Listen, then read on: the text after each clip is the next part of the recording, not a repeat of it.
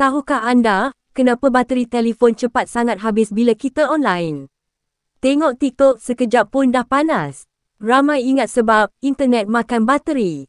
Tapi sebenarnya, ada beberapa proses berat berlaku serentak tanpa kita sedar. Pertama, skrin telefon. Bila kita online, kita banyak scroll, tonton video dan layar cerah lama. Skrin adalah komponen yang paling kuat makan bateri. Kalau brightness tinggi, bateri memang cepat cair. Kedua, internet data. Bila kita online, telefon sentiasa hantar dan terima data. Kalau line tak stabil, telefon akan kerja lebih keras cari signal. Ini buat bateri turun lagi laju, terutama bila pakai 4G, 5G di kawasan liputan lemah. Ketiga, aplikasi berat macam TikTok, YouTube, Facebook. App ni semua render video, load gambar besar, dan refresh banyak benda dalam masa sama.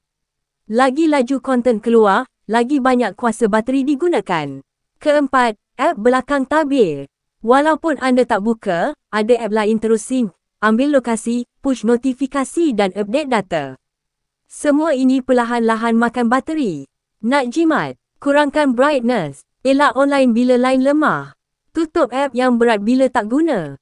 Off Bluetooth, GPS bila tak perlu. Guna mod penjimatan kuasa. Jadi, bateri cepat habis bukan sebab online je, tapi semua proses berat yang berlaku sekaligus.